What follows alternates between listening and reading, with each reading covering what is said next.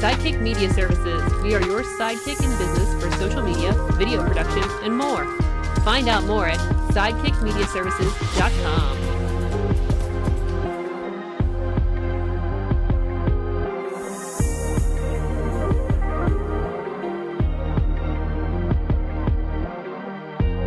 Hello, friends. I'm your pal in the mainstream media.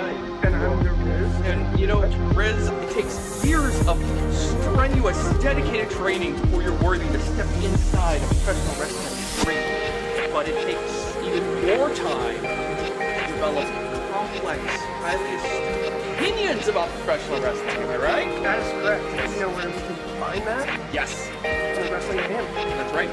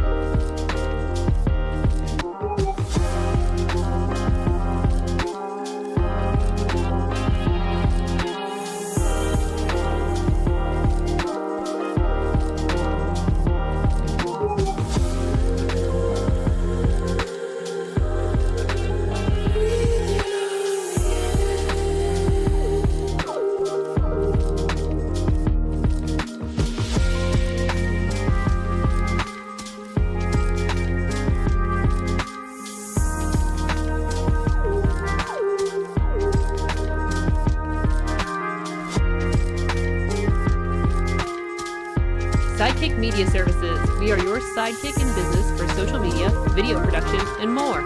Find out more at sidekickmediaservices.com.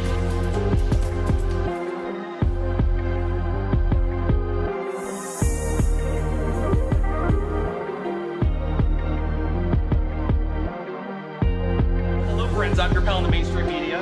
And I'm the Riz. And you know, Riz, it takes years of strenuous, dedicated training before you're worthy to step inside a professional wrestling ring. But it takes even more time to develop complex, highly astute opinions about professional wrestling. Am I right? That is correct. Do you know where we can find that? Yes. On Wrestling Ham.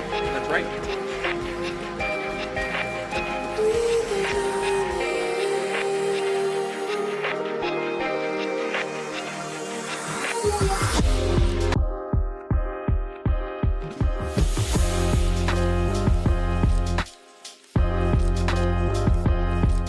This show is a member of the Sorgatron Media Podcast Network. Find out more at sorgatronmedia.com. This show is brought to you by Slice on Broadway, supporting Pittsburgh podcasting with the perfect pepperoni pizza. Production services by Sidekick Media Services. And listeners like you, supporting us at patreon.com/AwesomeCast.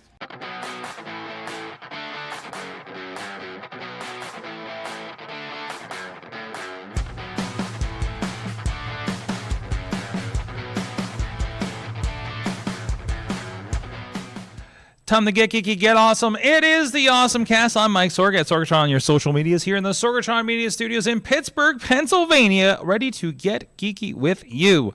First of all, with me, representing the iPhoneography podcast, it is Dave Podner with us once again. How you doing, sir? Glad to be on. Doing good today. Oh, I spiked you. I spiked you on there, and I realized I didn't set up the live audio. So if you're on the live and things sound a little wonky, give me a moment. Those will get a little bit sweeter in the meantime. But this is the AwesomeCast. We'd like to talk geeky things, of course, and we'd like to talk them with you as you join us here every Tuesday at 11 p.m. Eastern Time on all of the AwesomeCast social medias, wherever we can stream these days. Hold on, I didn't check. Did we make it to LinkedIn this week? Because it's really temperamental, and I'm really curious if it works. Sometimes I don't see it, and then I get like notices afterwards that people have watched it. And, oh, yeah, there we are. Hey, there it is. So I'm going to say that to my thing. Anyways, we're doing it live, and that means it's not always clean. It is time for our awesome things of the week, and I believe you're starting with some Apple news that came up, right, sir? Yep. Just released today that Apple announced the dates for the Worldwide Developers Conference coming up. It's June 10th through the 14th. So this is kind of the big period where Apple talks about the new operating systems. Normally not hardware. No. So, but they have in the past have released hardware on that date. So it's still, I mean, they just redid the MacBook Airs with the M3s, unless they're going to come out with an updated Mac Mini, because that's kind of developer entry-level pro desktop. But the big push is going to be AI. So this is when we're going to find out what Apple has done with all the AI that Tim Cook, who normally doesn't talk up a lot of stuff, Tim Cook has really talked up AI and machine learning. So whether it's going to be, we have slow-mo, to put it nicely, so I don't set off anyone's devices, the S word, is now backed. Shlomo, not so. Shlomo. Not slow-mo, shlomo. Shlomo. I think is how they do it over on that other Mac podcast that we both listen to. Yeah, stealing that from Andy and Anako. I give credit to Andy. Oh, I will 100% one of my give favorites. credit One of my to Andy. favorites in the podcasting world. Oh, most definitely. But whether now that will be backed by OpenAI, whether that's going to be backed by Microsoft's Copilot somehow, whether it's going to be backed by Google's thing, who knows? Probably not going to be backed by Apple's internal own. So rumor is that they've been working on AI and they've been trying to dog food it and use it on their own, and it's just not where it needs to be. So it's going to be similar to the beginning of the iPhone. Apple didn't have its own maps because they didn't have the infrastructure. They didn't have the beefy background.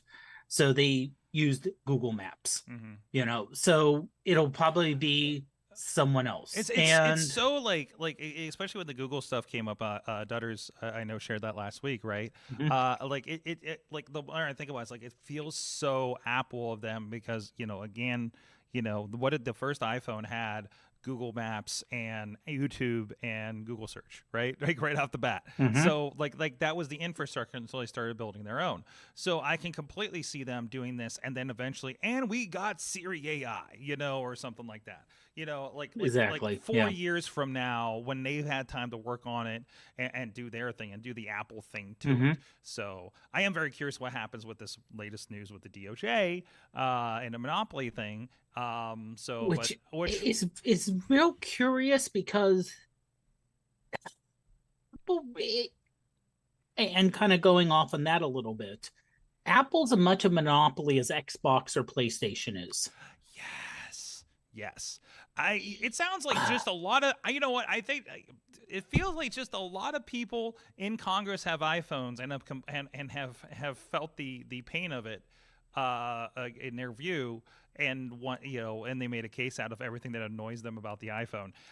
Whether that is actually, I don't know, because they haven't gone after anybody for so many years. So I don't know. Like this will be interesting, right? Because they've let there's companies. There are companies doing much worse with monopoly powers than Apple. Agreed. Yeah. So even in the U.S., Apple has a majority of cell phone sales. Sure. But it's only in the 60, maybe 70 if it popped it closer to 60. But you're a monopoly if you own. And again, we are not legal scholars or anything when it comes to this stuff. But we have been, of course, reading, doing our own research on cases with the tech industry. Both of us, I'd say, for basically our entire lives. So we've seen this dance before, 20 years ago with Microsoft and the browser wars. But I mean, there's definitely stuff that they can get called out for. There's definitely the green bubble thing, and they say buy an iPhone and it's capture and everything. There are items in this that, yes, you can say is a monopoly power, is it's not even just a monopoly, it's unfair practices, Which Right, yes, right. absolutely. We can love Apple all we want and the experience and everything, but there are pain points that developers are Oh, seeing yeah. and maybe we're not getting. And there are things that they are doing. And honestly, I think a lot of these companies do this kind of stuff if they have the power to. And that's why, and that's where the government is supposed to be set up to set in, which they have not been doing for so much time. It took you 15 years to figure out there's a problem here. Come on, guys. This is performative. It's an election year. That's all this is. Whether it actually becomes anything that's actually even actionable by Apple, or we're going to play this cat and mouse game, either way, this is a thing that's going to be like, cool, maybe we'll have a resolution in like 3 years, or forget about it after the election. You know, like that's what this is. That's all this is. And it's like the... you know, I ranted on Patreon, I think last week, about the TikTok situation and how just performative BS it is, in my opinion. So, anyways, anything about that. Either way, we do got AI coming. WWDC, that's an exciting time. And to celebrate WWDC, last week I finally upgraded the Mac OS on my laptop. And everything works smoothly? It's annoying. It's annoying. It's really annoying. It's actually the desktop kind of functionality I kind of absolutely hate. But the whole tap and everything shoots in thing, I'm like, where did this come from? And I can't tell you what else is a positive thing that, like, I don't know what they added other than that. So there's that situation. I'll probably throw it on my Mac Mini here soon. I wait far too long for these. Well, no, not. I'm in a production environment of one, so I mean, the difference is, let's say, you know, if you don't have a backup to go to, like a large office, and if something breaks, you don't get work done. Yeah, that's it. It'll be like, oh, you know, because I've had this before. I've had this where I've updated the OS going into the season that I'm in now with our mutual employer / contractor. And Final Cut could not properly import video footage for the entirety of the season for me. And then sometime within the next year, there was some update and it started working again. Basically, everything I imported through the importer glitched and was unusable. So I have to. This is a little bit with video.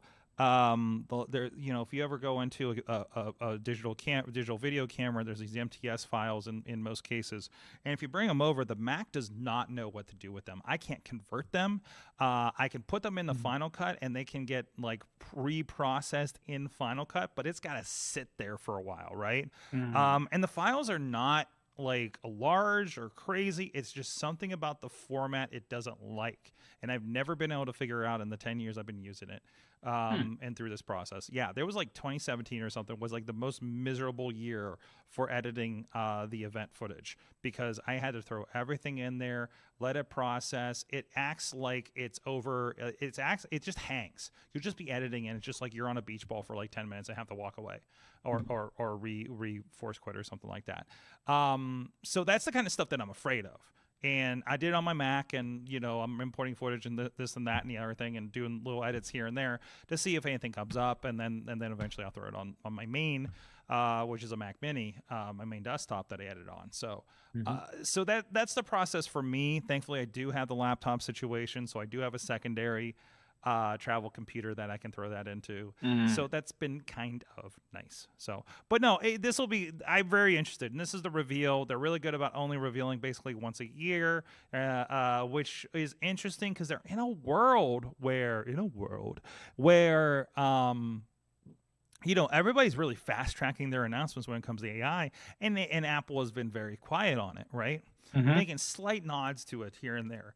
So to go from that to, you know, I'm wondering if there's a point where leaving all of this for like the one big WWDC / iPhone announcement, 2 announcements a year, maybe they need to keep up a little bit more with these things.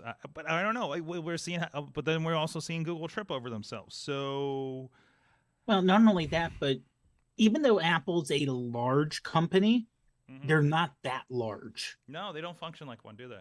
No, they actually, you know, and this may have changed over the last year or two, but back in the early days when the pandemic happened and all the tech companies said, oh, everyone's working from home, so we're going to hire a bunch of people. And then last year they said, "Oh, we hired too many people. We're laying off a bunch of people." Mm-hmm. Apple didn't hire a bunch of people. They didn't go on a hiring spree like everyone else. Apple's teams are small-ish. Mm-hmm. So if they run into a problem, they have to pull people off of other teams to work on the issue. So interesting the way they run it. I can't believe they're still in this function. I feel like Google doesn't have this kind of issue. It feels like they just throw bodies at situations and everything. But that's also one of the reasons why they have so many profits is they don't over hire or anything like that. From what we can tell. Outside of the car department, unfortunately. Yeah, it's that.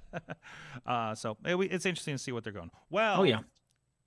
My awesome thing of the week. Well, first I have a follow-up awesome thing because Katie showed off her awesome thing. I saw her working, fussing with it a little bit on our trip to Florida a few weeks ago. So, and I went to get something else that we'll speak to here in a moment. But I did get the nice purple, glorious purple version of her MagSafe charge pad. And again, it's got the MagSafe iPhone. It's got the charge pad for the AirPods and the watch thing that boop pops up like that. Boop, and I got to use it for the last 2 nights, and I love it. Everything seems to charge at a very good clip. So, and again, the other one, it just seemed like everything was dog slow overnight. Things weren't getting charged. And everything like that. So like this is very, very worth it. I think it was maybe about $30 for this thing with the discounts they have right now. I guess it was like 32 because I got a color. So, no, definitely is the UComX charger pad. So, and of course, we got a link in last week's AwesomeCast. So go check that out. I'm just going to say, seconding Katie's recommendation last week. And then, oh, wait, where's my other thing? Here it is. I got a little bit of an upgrade, and it's on my keys here because I had to get a new case to go on my keychain because I got a new set of AirPods.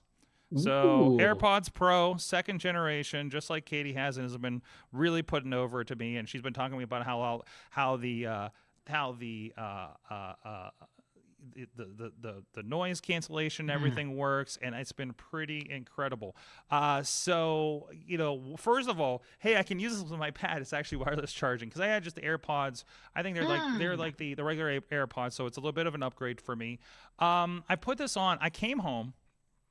Well, first, I was having trouble with calls with the AirPods that I've had. About 18 months, I hit up our Apple contact. I was like, hey, this feels like I shouldn't be having this problem. People are complaining about the calls. It's happening on several devices. And she's like, take it in. They'll do a little bit of a test. There's not really much for the intermittent. I literally was on a call walking through the mall before my appointment with Missy. And she's like, yeah, you sound okay. I'm like, this isn't what I was doing last week. I'm like, great, so either way, great for listening to music. Sometimes one side or the other disconnects. I don't have Apple Care, but then again, I think Apple Care is only a year for these anyway, so it wouldn't have mattered, right? So they were just at that point. So I don't know if I'll give them to my mother. I'll have them as a backup pair, something like that. I haven't entirely decided, so I went for the Pros. Hot tip, I think these go for about $250 on the Apple Store in most places, and I think it's a limited time thing, but Best Buy had these. I paid about $230 maybe with tax and Apple Care. So and they retail for about $250. So I appreciated that. Right off the bat, I came home, sat down, I had some other stuff. I had like an hour to kill between that and an event we were doing on Saturday. And I put these things in. I'm like, connect them. Let's see how they, get them set up and all that stuff. The dog, we most know they have a very small Chihuahua, long-haired Chihuahua that likes to sit like kind of like on my shoulders on the couch, like above me, like on the back part of the couch, like, and then like something will happen outside and he'll start barking, and it's right in my ear, and like like burst your eardrum practically, and you get mad at the dog, right? The dog started barking, and sounded like he was in the other room. And I looked over and looked at my dog, and he was still barking. And I was like, what the hell is going on? So, incredible first test, by the way. And then I realized, I'm like, I have Apple TVs. Whenever I pull up my AirPods, to do something while I'm watching TV, I notice it pops up in the corner, and I've used it a couple times. But now I got these better ones. So I went and watched Tron Legacy. Okay. Highly recommend, if you're watching a movie by yourself, you use these with your Apple TV if you don't have surround sound like me. You know, like I don't have surround sound With the on my- directional sound where you can hear. Yeah, just the full sound and everything like that. Mm. I did set up spatial audio, and again, it was like yesterday. I don't know if you saw, I took kind of a day off for my personal holiday and everything, and I'm sitting and I hadn't set up the spatial audio where it like looks at your ears, and I don't understand entirely what it's doing. So I did that. And then like I'm poking through, and a rare thing where an article I pulled up in Apple News had the audio thing, you know, so it was an NPR article about, and actually one of the articles that's here in the rundown. So I'm like, oh, okay, I hit it, and I threw it on the table at Starbucks, you know, because I was kind of in the loungy area, and I'm just like, I moved my head, and I'm just like, wait, what's happening here? I think the spatial audio applied to just like the listening to NPR. And as I moved my head from side to side, just looking around the Starbucks at the Fairmont, which is the only one downtown that has outlets, by the way. That was the hot tip I got from the Penn Avenue Starbucks. It like moved to it. I'm just like, I don't know if I like this. I don't think it's the intended solution for it. It was. Oh no, I hit a button. Oh no, I hit. Okay, about to say. I'm back. We hit fade to black. So I hit a fade to black with my little doohickey I'm playing with here. And so already off the bat, love them. Worries me a little bit that they are so good at noise cancellation as I'm walking through downtown and the subway. Home at night. That's why you have to do the pass through. You have the pass through mode and everything. So I need to like, is there a quick action for that? I haven't figured it out or anything like that. I know if you go into the settings, like you can do that. So I think I know. So it's one more thing I have to be a little more conscious about. I'm also concerned that I'm going to put these in while I'm setting up for a show and nobody's going to be able to talk to me. Which is actually great, but not when it's the promoter that wants to talk to me. No, definitely recommended. I had to step up to this. I couldn't buy $250 headphones right off the bat. I had to start with the originals, get used to it, and step through it. And I gotta say, worthwhile, and I'm probably not going back. This is a nice little case. This is about a $10 case. It's like a I don't know. It says that I can drop it like probably 30 feet or something. And it is waterproof and all this stuff. Well, yeah, that's nice. And it does have a little opening for the wireless, which you know, nice. It's not Nice little touch there. Yeah, it's not flush against, but it does work. And you have the button. I don't know what all the button's supposed to do. It has a microphone on the case itself that helps with your Find My situation. So, which is nice. Yes. So there's that. So that's it. That's it, man. That's AirPods Pro. Highly recommended. They're what they. Everything that Katie's been telling me about for the last several months of hers. I was sad that when I realized she wasn't going to be on this week for me to kind of talk about. And again, the movies. I wish, and this is where the Apple capture happens. I wish I could attach it to. God, what was I trying to do? I think I was like on a Google Chromecast, and I'm like, man, I really wish I could just pull my headphones out and work with this right now. Like, it's got to be the Apple TVs. What makes me want to watch? What makes me want to buy more Apple TVs for the couple more TVs that I have? But also, they're like 4 times as much as a Chromecast. So yeah, exactly. Yeah. You know, and they are the better experience in my opinion. I recently moved an old Apple TV from the workout room to the bedroom, and I'm so glad I did that because the Chromecast is getting way too many ads on it. So you just lost me, Google. But anyways, that's where that's at. So yeah, Apple AirPods. That's my awesome thing of the week, and I'm going to reattach these so I don't lose them because I'm really always really. The other reason I didn't want to grab these because I didn't want to put a $250 thing on my keychain, and it's another losable item. But with the advent of Find My, that really does kind of make that. Yeah, I mean, admittedly, that is one thing that when I've looked at earphones and AirPods and earbuds, the cost of the Apple AirPods. is a little off-putting. The You- Find My is great though, because I do lose my earphones. Absolutely, and you get and it's like it is expensive, but you get a lot for what it Right. is. Like the money is worth it, but also having the money is a problem, right? So I get that. So, but anyways, Oh, and I was looking up Mhm. about the sweat and water resistant yes, of the AirPod Pro and AirPods. They are yes. sweat and water resistant, but not waterproof. So don't go jogging in the rain. You're telling me? Well, they actually say here what not to do, Okay. and some of these are funny. Some of these are funny. Oh, okay. What What are the things not to do with AirPods? Don't swim or otherwise submerge your AirPods. Don't put them in the washing machine or dryer. Oh, Don't wear. Oh, wait. I've completely. Oh no, I think I've completely put my AirPods through the dryer. If I'm not mistaken. No, wait, no, maybe not. Maybe. No, maybe that's why I'm having problems. So I feel like I may have done that at some point. Actually, don't wear AirPods in a sauna or steam room. Okay. Don't expose AirPods to high velocity water, such as while water skiing. That kind of that's not like that tells you what crowd we're talking to as well here, right? And also, don't put them under running water, such as a shower faucet. Okay. All right.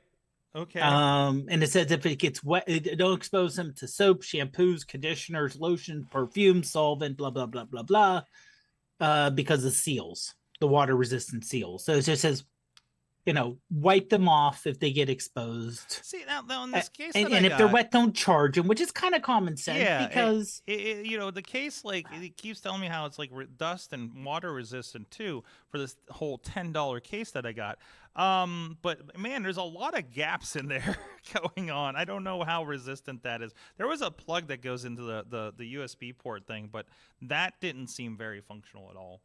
No. So anyways, there's that. No, really appreciate that. Guys, and we also really appreciate the supporters over at our Patreon, patreon.com/awesomecast. We do put some extra content out there. Usually I try to put the less awesome things in there if there's something we want to talk about and get off our chest, or something happening in the news that again, I want to keep a positive spin on this show. I want this to be your positive news program and not just complaining about phones all the time. I know it kind of happens, but we try to pull it off of it. Anyway, so thank you so much, everybody that does support the show. We really do appreciate, including our friends at the Coffee Club level, Cynthia Klosky, at the Fan of the Show level, Michael Fedor, John DeGore, Matt Weller, and Dave Profoff Potter, spouse of Ruth Julia Fair at ruthjuliafair.com. Yeah, we need a jingle. You can't why don't you, Dave? I got an assignment for you. Okay. Okay. How about this? Let's help out the show, and let's help out your spouse. Yes. And let's see about, like, can we generate an AI Ruth Julia Fair thing? What am I bumping here? So my video just kept going light and dark for some reason. I must have a loose wire under here.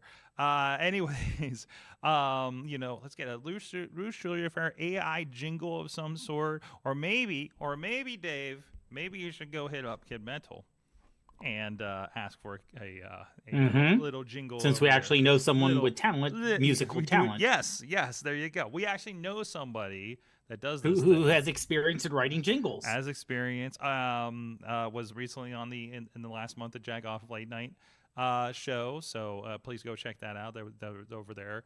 Our friends at Jagoffs. So, and I think it's on their podcast as well, because I think they turned that into their podcast. So, anyways, let's get into the newsy news. Hey, I thought this was interesting, and this is one. I think this is actually the article I was listening to on my AirPods when they freaked me out. What is happening with I think there's a ghost on my camera, because I just saw it change settings. The iris just changed. And that is really fascinating. So if I'm about to get possessed, it's going to happen live on the internet, apparently. Anyways, and considering I just watched Ghostbusters, the new one. Anyways, This is one I thought this was an interesting trend. Once again, another thing I wish Katie was here to talk with us about as a social media working person. So this is garbage. This is influencers are now in the era of de-influencing. It talks about, and we know our influencers and their nails and clothes and going buying things. No, can't get out of there. And all this kind of stuff. So the de-influencers, because the influencers, and this is a thing I was not aware, the influencers will literally make videos of them just going shopping for whatever the hell, scented candles apparently in this video, at Target, right? And just stuff you don't need and things like that. Just the knicky-knackiest things or something like that. I'm hoping I'm not offending Dutters on this because she loves Target. But anyways, so the idea is the de-influencers are telling you what not to buy. This is crap. This is garbage. You don't need this. Sounds like a more mindful influencer kind of situation here, which is fascinating because we just did a piece a couple months ago on Fishing Without Bait about mental health influencers and how that's a problem. And man, have the comments been great. So de-influencing is the latest trend apparently according to the NPR. And then I'm listening to the article I'm interested in, and then it gets into the usual NPR thing that starts losing me. It's like blah blah blah waste blah blah blah blah blah blah blah the environment, which is fine and good, but it's just like something about the way NPR gets into those topics loses me. You know what I mean? It's something about the NPR way, I guess. I love NPR. It's just not well, okay, I appreciate NPR, but I'm not an avid listener, and that's why. But anyways, I don't know, Dave. And again, apparently, as we talked about last week, I have a very different TikTok than everybody else. So I'm just, which now has been infected with Disney World stuff. But anyways, well, I seen, and I'll say this, a lot of this, I hate the term de-influencing. No, it's a terrible term. It's a terrible term because you're like, one quote is, "Hey, I'm going to de-influence you." Okay, yeah, it's like, it's like you shouldn't buy that. Why? Well, you don't need it. Well, and I think it does get into it, right? But no. Yeah, I mean, it's one thing to say, here's an influencer putting out fake information. Now if someone or is says, it all opinion? Well, right. I mean, there's one thing about putting out fake information, especially health. You see a lot of health influencers. Absolutely. That's kind of the mental health thing we talked about. Yeah. And I've seen people who say, okay, that person says that, diet pop is going to kill you. Well, here's 50 studies that show there's nothing wrong with it. That's a little different, but it's like influencers have been around, if you will, forever. Sure. It's called advertising. I mean, we kind of are too a little bit. I'm talking about my AirPod Pros. They're $250, right? Right. And if I was a little smarter with it, I'd probably put a little link for Amazon so you can buy it off of there, and we get a little kickback. That's a wire cutter model, right? And so, and even these, when they're de-influencing, and there's like one thing that was kind of called out in the article too. It's like, well, there's these de-influencers telling you not to buy the expensive thing at Target, but here's a cheaper version that they're selling directly. So I mean, that's the thing you got to watch out. I mean, there is a difference between, I'll even say a pseudo version of mindfulness of when you go to buy something, why are you buying it? It's the Marine Kondo. Does it bring me pleasure or not? Does it bring me joy? Yes, exactly. Does this mug bring me joy? Yes. I'm a little conflicted about some of the joy with it and some of the member berries because who's on it, but it brings me joy. I'm not going to get rid of this thing of Hulk Hogan on a shark because I think that's a wonderful image that I want when I'm drinking my coffee, right? Exactly.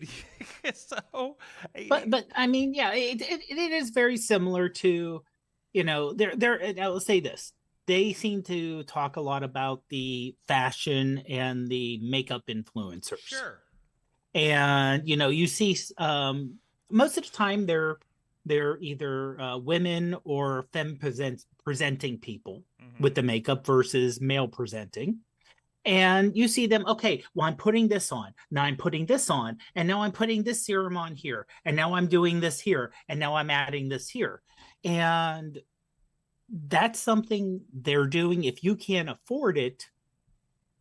But again, it's advertising. It's I hate to be sound like an old person, but you want to say, dear Gen Alpha, they were doing this to us back in the 80s. They were doing it to us Gen Xers, saying, hey, I use,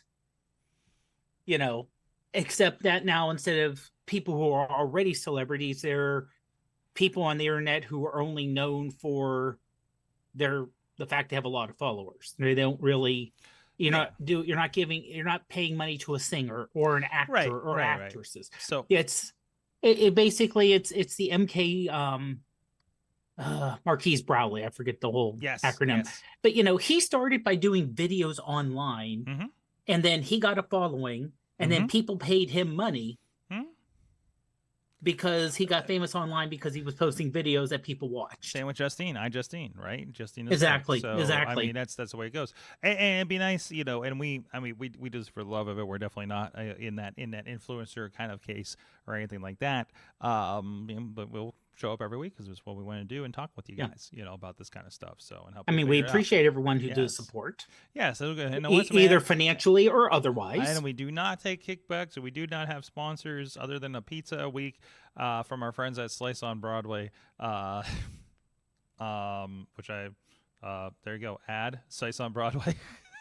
I don't think I've been putting an ad in here too often lately. Anyways, but no, I think it's interesting. So it is like, you are seeing the kind of the other sideism of that, that the mental health Americano, which needs to happen. I think that's a good pushback on that, super consumerism kind of way that we usually see on the TikToks and everything too, right? So, anyways. So, Potter, speaking of consumerism, you got a really cool video game mod, something or other that we can pick up apparently these days? Yes. So if you have a Atari 2600, and we're talking the original, we're not talking the the newer one that came out that looks like it, that legitimate old cartridge 2600, and it's out of stock right now. But you can get this. It's called Movie Cart, and it looks just like it's a cartridge that you put into your Atari 2600. You take a movie, put it on an SD card, and you could watch a movie through. And the Atari is the thing that's processing it at exceptionally low resolution, because Ataris have had horrible resolution.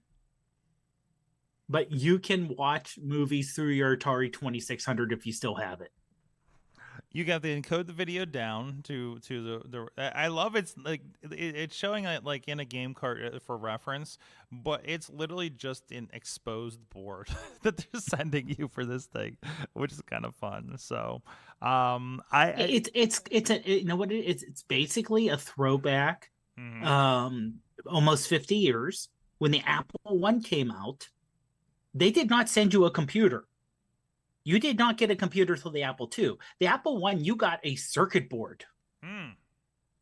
If you look at the old Apple ones that are like you can see that you can sell, that they're selling for like museums in like wooden cases. That wooden case was made by whoever bought the circuit board for the Apple I, and you had to put it together on your own. Right. That was, So, again, as the story goes, this is from the Homebrew Club. So, like, something like this, like that's shown on, again, NPR, I end up on. That's a homemade kind of situation. Yeah. And same thing here. You need to have the 2600, and no, it's not going to be high quality. Is there a real reason to do this? No, it's probably not. It's for fun. But it is interesting to see what you can do with it. I think back to, what is it? The something Nest that used to be in Millville. We sat there and I was fascinated about. They would have these kind of VHS, like super, trippy video scoped out videos. Like one of them looked like a graduation video, but it had so many effects on it you could barely make it out.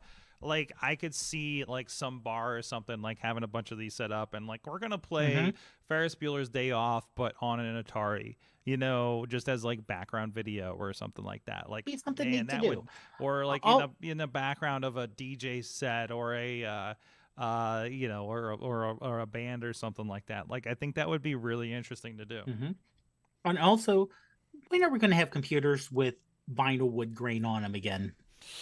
Are we? You don't think there'll be a comeback for that? It should be. It should be. Absolutely.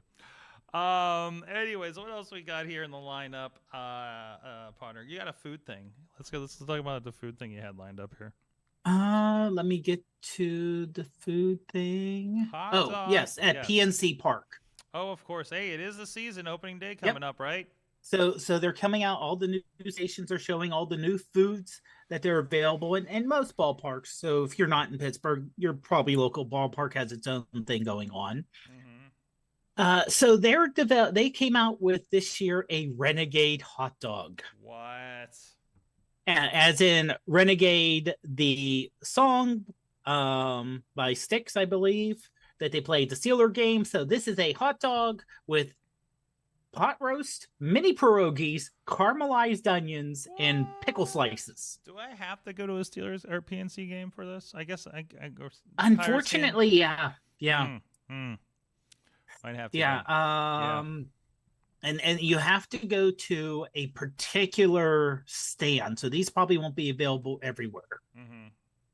They said that Low Key Taco, which is apparently a local restaurant I haven't heard of, they're having roasted corn on the cob, birria beef nachos, and caramel stuffed churros.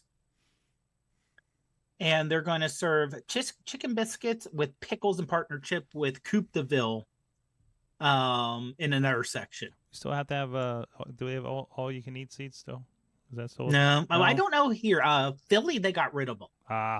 And there was a lot of people pissed off that they got rid of the all you can eat seats. But I went one time to all you can eat, and the only thing you could eat all you can eat was like hot dogs and nachos, cheese. Oh wow! And not cheese, but the nachos with cheese, and that's it. So this stuff you cannot get all you can will not be included. The offer has ended. According to Pirates.com. Or MLB. I don't know. It's like Pirates.com. Oh, and there is something called a pit dog with capicola, cheese, slaw, and potato sticks. So, hey, you know what? It's possible that the baseball team stinks, but it is the best ballpark in the major league, supposedly. Still? And you can just eat. They also have, don't forget, a sweet cheese pierogi topped with chocolate sauce and powdered sugar.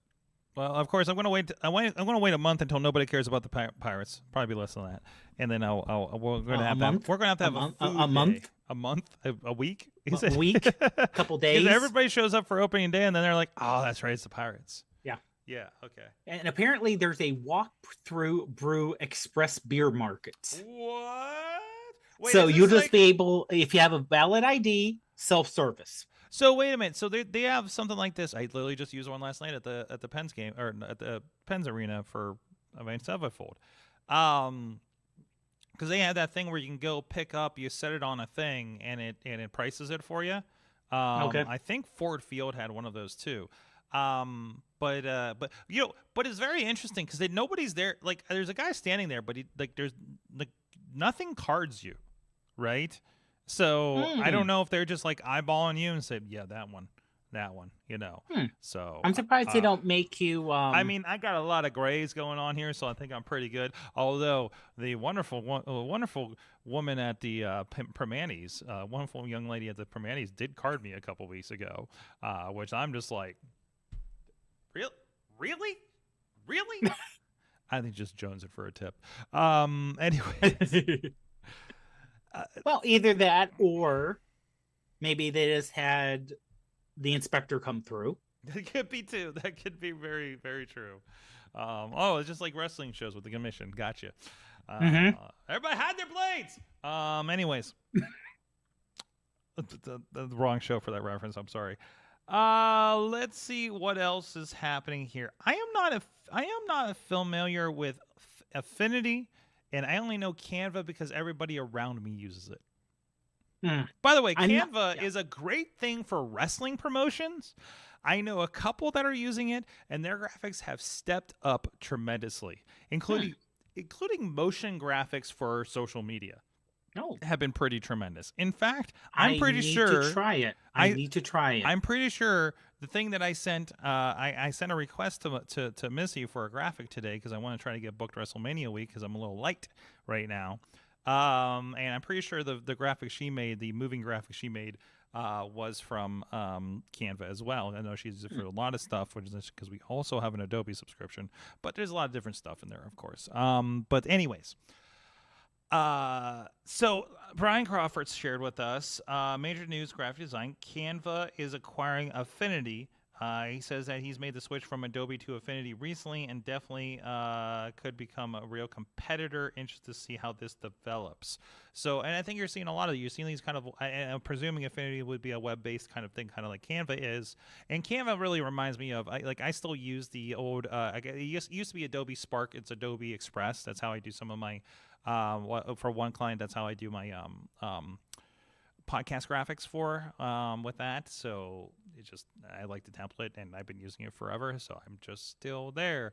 Anyway, so yeah. So I don't, this kind of goes along with the idea of Figment which is apparently another one was about to get acquired by Adobe that almost got blocked because they're talking about again. Oh, hey, look, something was happening with Monopoly. Okay. So I don't know much about that, but that seems like a pretty big deal to see these but these probably need to merge in order to even battle with something the size of an Adobe at this point, right? Because they're so entrenched right now. Affinity is not web-based. Brian's in the chat room. It's a regular program like Photoshop, actually. So I want to poke I looked at it on the App Store. Yes. And I apparently downloaded it at one time and took it off.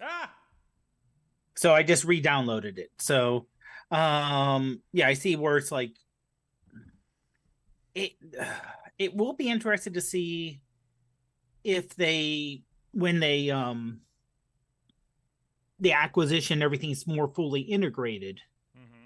Because I've tried Infinity Designer, and the same reason why honestly that when I tried like an Adobe Illustrator, it's over my head.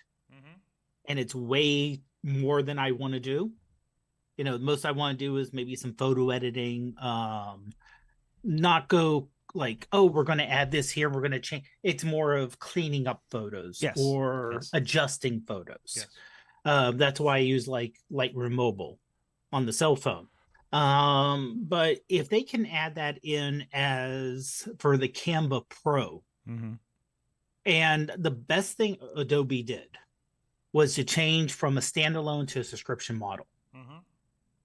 Because it made it where people could say, I don't want to put out $1,000, but I'm willing to put out $15 a month or $20 a month. Or even the 50, to be honest. To be like, oh, I can just do anything, that I need to do at the time. It is like, oh, man, I need to do this. Oh, there's this app over here that does that, and you'll start poking into that a little bit. So it's kind of open for that. And for comparison, though, Affinity is definitely, for those that don't like to have to put a $20 to $50 subscription on their tab, Affinity is currently, it looks like it's on sale for $115 for version 2 of the platform. It looks like it retails for $164, which still, comparison to Adobe size, like that is like, and that's a one-time fee. Now, granted, you're going to have to upgrade at some point, and I'm kind of curious. There is a free trial. Upgrade from version 1 costs you what? $242? Oh, the add-on bundle is. Sorry, there's a bundle that went with it. The upgrade is actually about $86. It looks like. Now they were giving you a lot of kind of updates like LUTs and typefaces and things like that. So. So they're saying they're giving you $350 worth of stuff here, but still, like that's still not bad. It's like, and I don't know how often they're upgrading this thing version wise. Maybe Brian can fill us in the chat room, but yeah, no subscription. So and that's the thing, because I've had this conversation with somebody that was like, hey, I'd love to do graphic design recently. And I was like, well, it's only this much for Photoshop. And like, well, I can't afford that. And I'm just like, well, there are other options. And honestly, here's another option that you're going to drop $160 for, $115 for, versus your $20 a month to get a job done. That makes a lot of sense. Yeah. Can I go on a rant here for a moment? No, it is your show. Can I go on a rant here? Am I allowed to? We have enough time for this. I want this to be a positively rant because this has happened on a couple different formats, including talk with my friend about this, and I tried to kind of walk him through the idea here.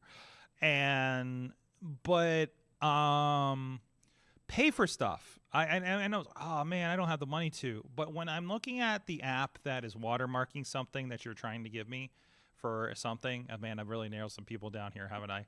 Or you're working around these things. If you're a person that's trying to promote yourself, or say you want to do this for work and to actually do it maybe professionally eventually, it's a little bit of invest in yourself. If the thing is literally $5, and yeah, it's $5 a month, but you don't have to pay monthly. Hey, I need to do a video for this.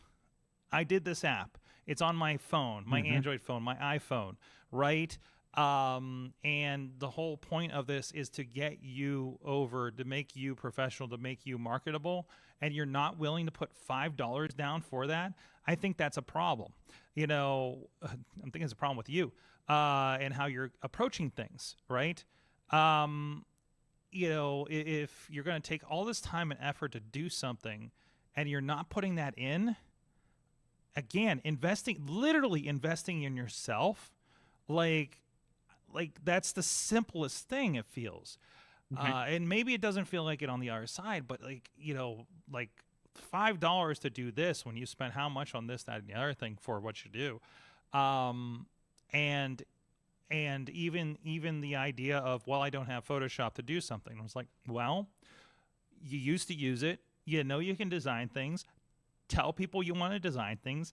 Get a job lined up. Sign up for the free trial. Do the job and pay for it so you can use it on the next job. Right? There's a baby step to this. Work your way down. There's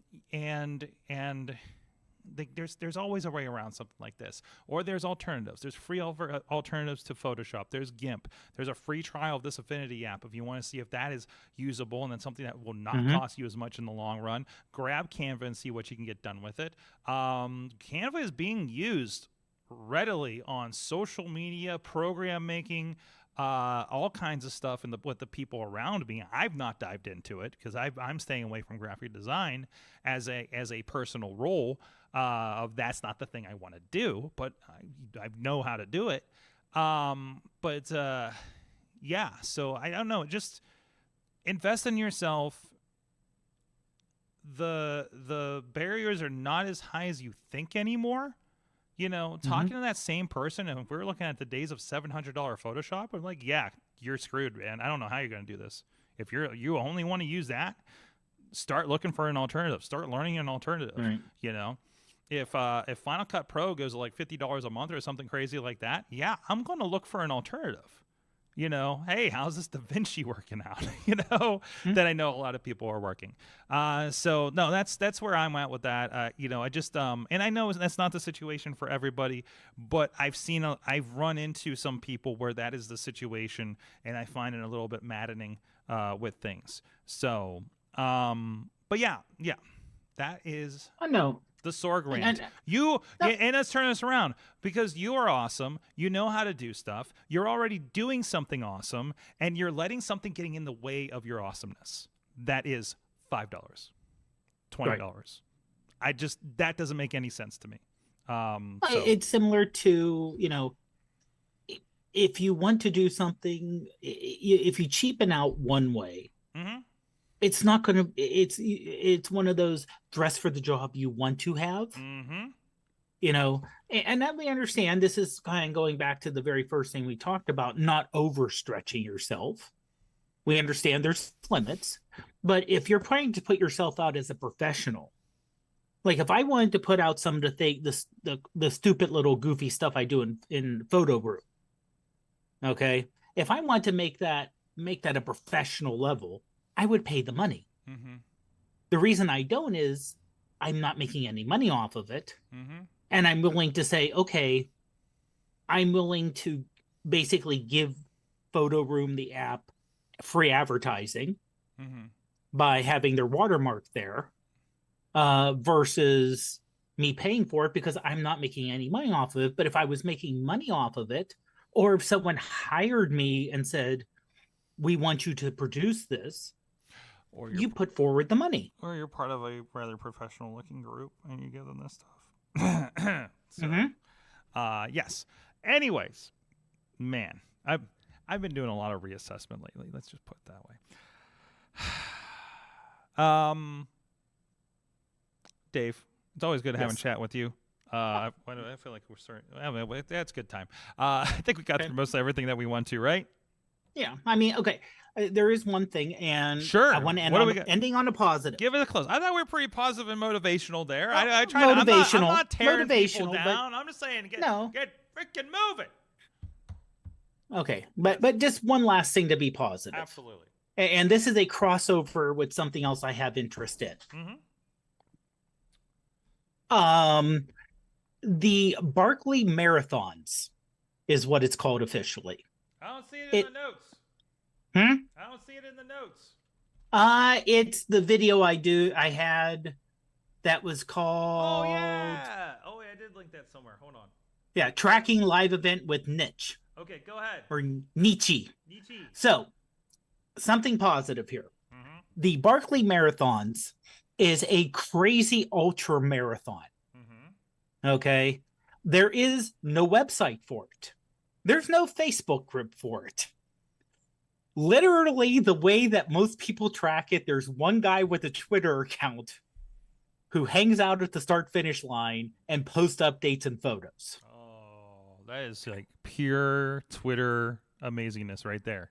Exactly.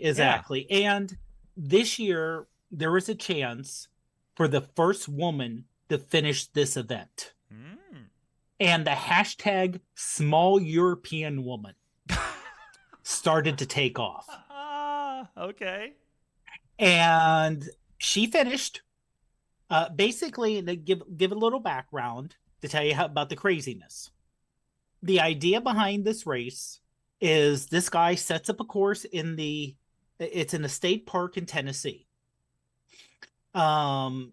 Unlike most ultra marathons where the course is actually set up and there's people out there, you're given a bib number. Yeah, that's her after she finishes. Mm-hmm. You're given a bib number.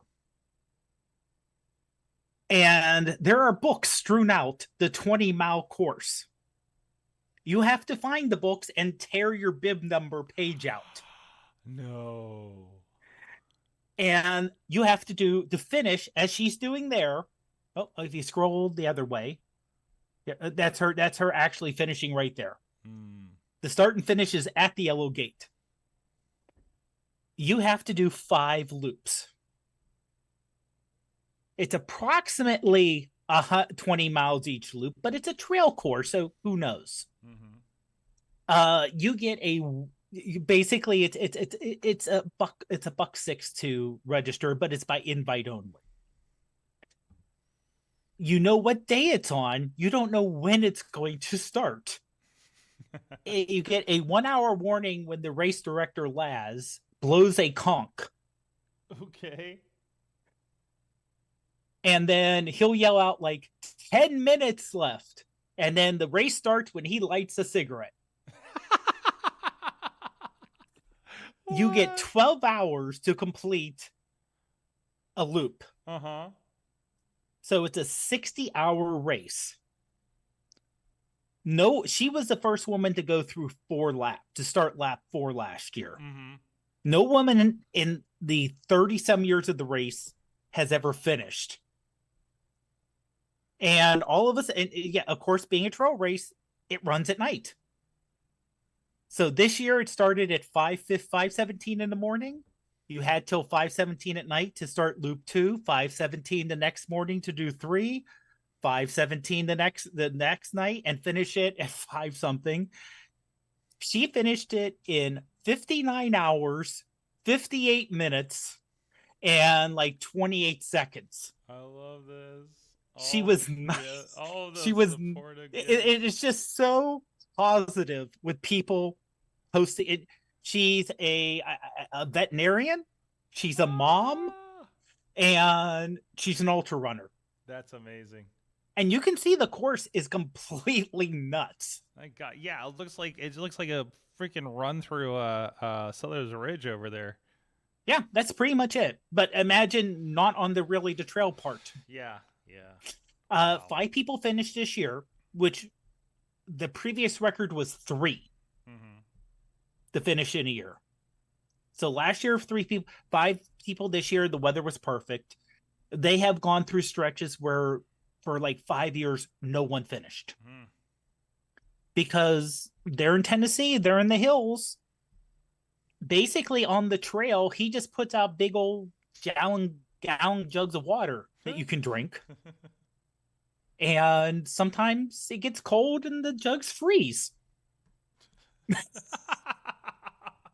And someone asked him, well, they go on. He said, well, sometimes life isn't fair. And you just got to suck it up and deal with it. And the older guy there with the beard, that's Laz. If you see pictures of him. And he's a cantankerous old man. And it's absolute, like I said, it's completely nuts.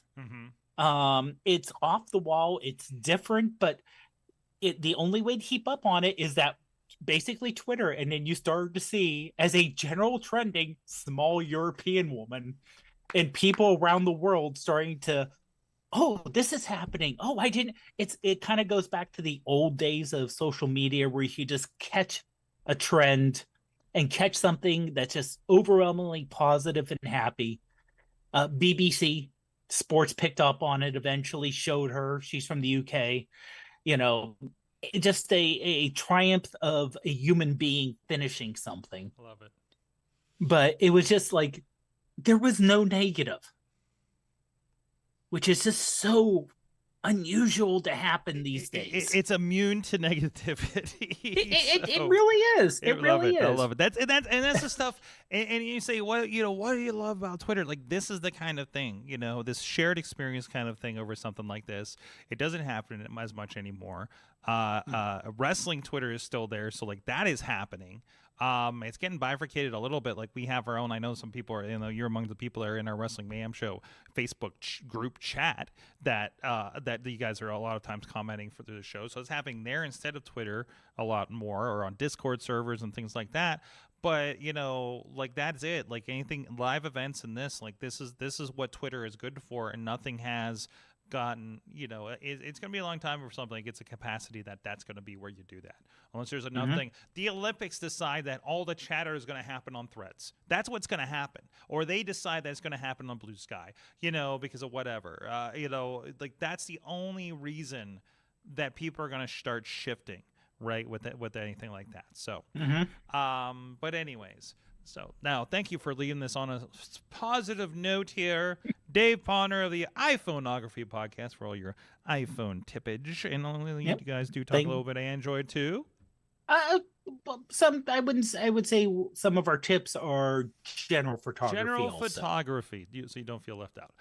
And of course, I will be with no big events this weekend. Actually, Top Row Tabletop will be here in the studio for Dungeons and Dragons. That's going to be live streaming on the IndieWrestling.us platforms this weekend, or this Friday night, actually, with our friends the Wrestlers playing D&D. That's always a good time, and I've been really happy. We've been making some upgrades to the quality of the show and everything, and really kind of starting to figure it out a bit more.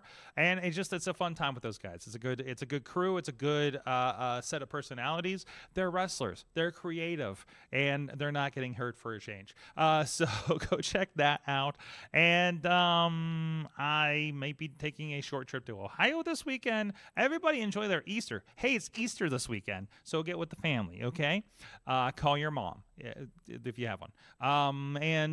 Yes, But thank you, everybody, for joining us. This has been your AwesomeCast. If you're on Patreon, stay tuned. We will have up shortly the Patreon conversation, which is something that Podder's not happy about.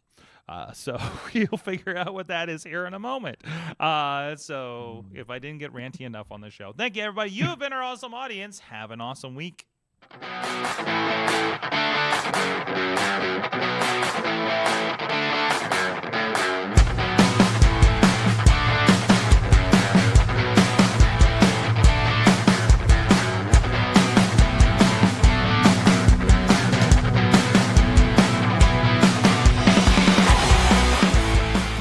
This show is a member of the Sorgatron Media Podcast Network. Find out more at Sorgatron.